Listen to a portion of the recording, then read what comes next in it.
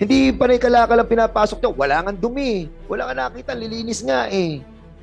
So meron kayo tinatago sa amin, Kapitan. Umamin ka na kung ano yung ginagawa doon para makatulong ka sa bayan. Huwag mong panigan yung hindi Pilipino, ikaw naman.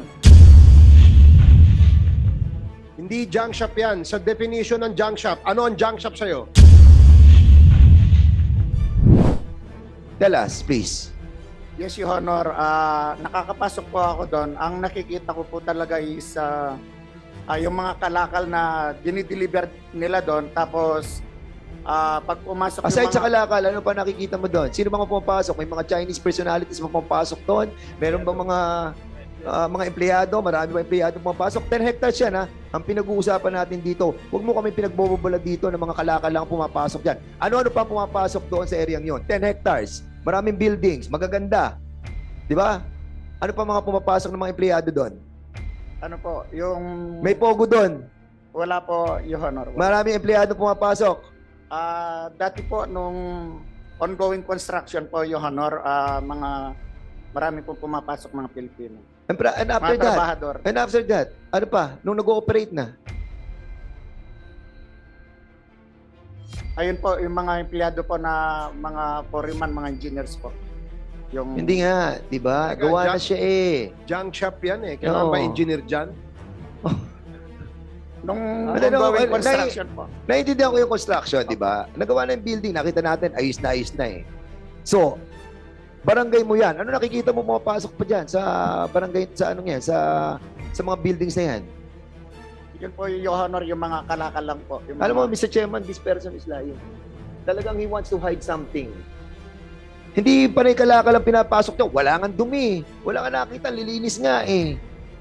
So, meron kayo tinatago sa amin, Kapitan. Umamin ka na kung ano yung ginagawa doon para makatulong ka sa bayan. Huwag mong panigan yung hindi Pilipino, ikaw naman. Napakaklaro eh. Hindi junk shop yan. Sa definition ng junk shop, ano ang junk shop sa'yo? Yung mga kalakal po ng yung mga scrap. Ganun. Yan ba Yes. ganyang kalinis? Junk shop yan, Kapitan? Meron po kasing portion doon sa area, doon sa mga warehouse, Your Honor. Meron pong mga makina na ginigiling po yung ginigiling nila yung mga plastic bottle. Alam mo, ganun. Kapitan, okay, sabihin na natin na meron siyang junk shop. Doon sa isang portion ng 10 hectares, meron siyang junk shop. Huwag mo nang i-discuss sa amin yan. Okay na yan. Yung ibang mga buildings na ginawa doon, anong ginagawa sa mga buildings na yon? Bali, ano po, yung ibang build, yung sa warehouse, doon po nilalagay yung mga dinideliver nila mga cartons, mga Kalakal, plastic huwag na nga natin pag-usapan yung mga scrap. Yung mga nakukuha mga scrap nasa isang portion na sinasabi mong warehouse. Doon sa mga buildings na pakinakita, anong ginagawa sa mga building yan? Ikaw ang kapitan doon, dapat alam mo yun. Ano? Yan, yung mga building na yan, anong ginagawa dyan? Yun po yung building na nakikita po natin. Nandyan po yung opisina nila ngayon. Ganyang kalaki ng opisina ng junk shop. 5 stories, junk shop. Huwag mo ako pinaglolo ko, kapitan, ha? Ano totoo? Anong ginagawa niyo dyan? Alam mo yan, kapatang ka, dapat alam mo anong ginagawa sa loob ng yan. Pakukulong ka namin dito, maniwala ka. Isa pa, ano talaga ang ginagawa ng mga tao dyan, yung mga pumapasok? Ang alam ko, Ang alam Your ko, Honor, dapat alam mo dahil ikaw ang kapitan. Negosyo na andyan. Anong negosyo meron dyan? Aside from junk shop. 10 hectares. 1 hektarya para sa junk shop. 9 hectares. Anong ginagawa ng mga tao dyan? bali, ano po, Your Honor, yung sa baba po kasi, ang alam ko, mga office ng secretary din yung sa taas po, Mr. Chairman, residential, nagsisinungaling itong taong to. residential po ng residential O po residential. ni Mr. Alex Go. Residential. Opo. Isang building, residential ni Alex. Sa pag-inspection po namin kahapon, kasama ko sila mayor po at saka yung sa PD, yung PD Okay, police kapitan, namin. yung isang residential, okay? Sabihin na natin, isang residential doon, 1 hektarya para kila Alex. Yung 8 hektarya na meron pang mga ibang mga klaseng buildings, anong ginagawa doon? Anong meron doon? Magsabi ka na ng totoo. Yun po, Chairman, para makaligtas ka sa problemang to, sasabihin namin sa'yo, makakasama ka dito. Anong meron doon sa 8 hektarya? 2 hektarya na binigay natin sa 1 hektarya ng junk shop, 1 hektarya sa bahay ni Alex, yung 8 hektarya, anong meron? Anong meron? Mga warehouse po yun, Your Honor. Warehouse po ni Mr. Goong. Mayor, ilan ang buildings na nandun? Yes. Yung Mr. Chair, yung pong isang building na 5-story residential po 'yan. Okay. Ito pong nakikita natin sa big screen. Yan po ay opisina yung nasa baba at may mga Kwarto-kwarto. meron pong mga room. Napasok mo na ba to, Mayor? Kahapon po yung ground floor, second Nakita floor. niyo yung mga loob? 6th floor yun po. Anong meron po sa 6th floor? Under construction pa po yung nasa 3rd and 4th. And 6, may mga hindi pa Ilan tapos. buildings po ang ginagawa doon? Yung sa nasa taas, nandito po yung municipal engineer ko. Pero yung pong tapos dyan, 1, 2, 3. Yung, kasi yung isa po, sabi ko sa municipal engineer na kailangan na sulatan mo sila para i-condemn yung isang building dahil tumagilid po. Baka may madisgrasya tayo maputukan dyan, kaya huwag ka nang magpatumpik-tumpik. Kailangan na sulatan Pero na yan have you visited all the being constructed na mga buildings doon? Lahat ba nabisita nyo na? Meron na po bang mga tapos? Ilan po bang buildings lahat ang pinag-uusapan Ito natin? po mga i-rise nito ba nasa 6 and 7, 5, 1, 2, 3. Tatlo po. At saka isang isang mini parang convention na may basketball Merong mini court. convention sa isang building. So, Opo, okay, yung Mayor, nasa- sandali. Para maliwanag tayo. So, in other words, may mga 7 mga buildings na nandun. More or less, ilan? More or less po. Ito po municipal engineer ang may alam dito dahil may mga kino-construct po doon sa pinakaharap. Pakisagot, Mr. Municipal Engineer. Sige, municipal engineer. Ilan ang mga nakita niyo mga buildings po na ginagawa doon sa area? Good afternoon po, Your Honor. Yung TriStar Soto po.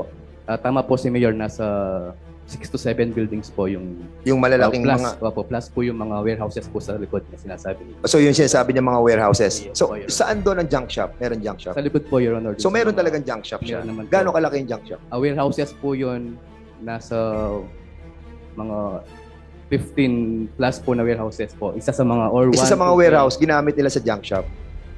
more than one po, Your Honor, yung ginagamit nila sa warehouse. So, 7 mga buildings ang ginagawa doon. Lahat ba yun tapos na? Hindi pa po, Your Honor. Under construction pa po yung Pero ano yung sinasabi ni na nakatira na doon si Alex?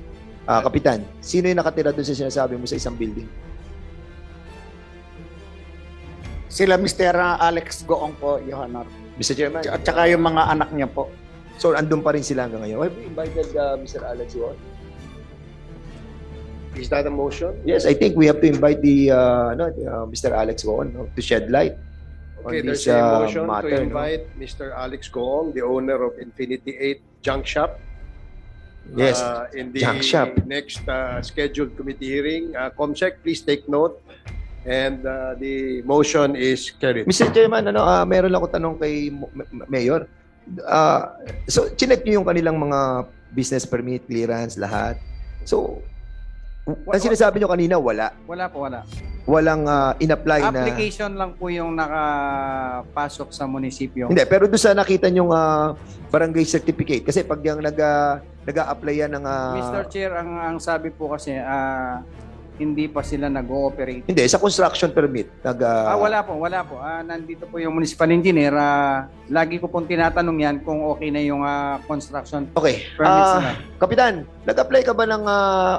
nag-apply sa iyan yung may-ari, si Alex. Nag-apply ba siya ng permit, clearance? Binigyan mo ng clearance for construction? Meron po, Your Honor. Sigurado ka, nagbigay ka ng clearance, ha? Clearance for nung una po yun sa fencing. Oo. Sa fencing. Fencing. O yung sa building, Sa bakod po. yung sa pagpapatayo ng building, clearance, sa construction permit, wala kayong issue. Kumukuha yan ng barangay clearance para doon sa mga itatayo nilang mga building Binigyan mo ba sila ng barangay clearance? Sa fencing mo lang sila binigyan.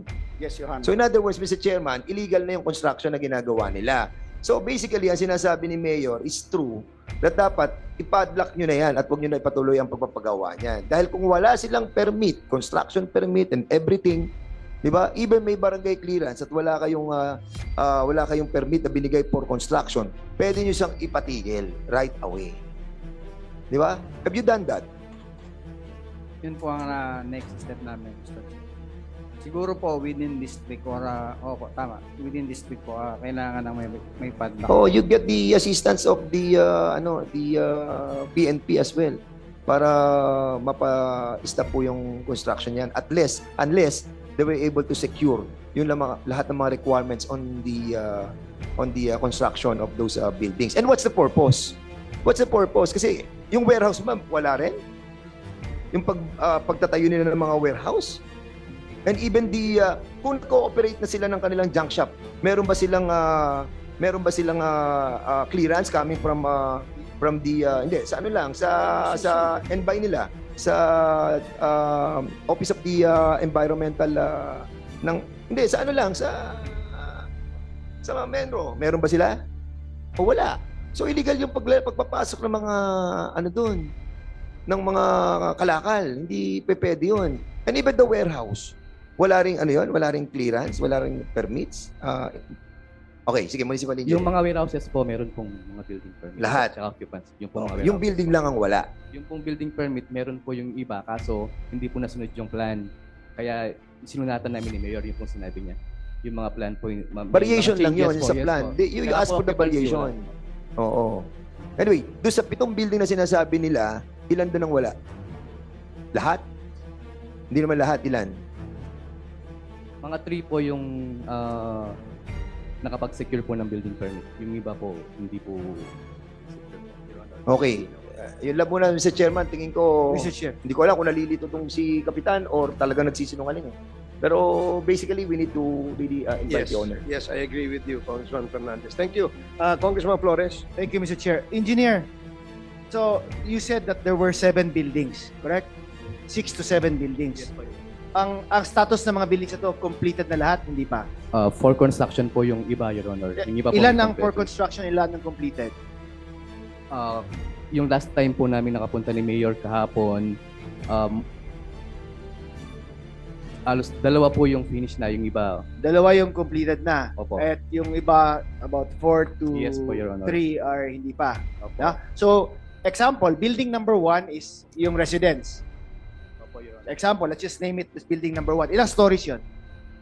May Yung building number 1 na sinasabi 5 ko, po, na 5. residence. Ha? 5 po. 5 stories. Story po. Residence lang, ha? Opo, Your Yung building number 2, yung nakikita natin ngayon. Honor. Opo. Ilang stories yan? Nasa 7 story po. 7 stories. When you went inside, did you go inside yesterday? Yes po, Your Honor. Was it filled with employees or operating na ba? Wala Hindi pa. po, Your Honor. Hindi pa. Okay, so building number 3. Ano? 5. 5 stories din. Building number 4, Yun pong recreational.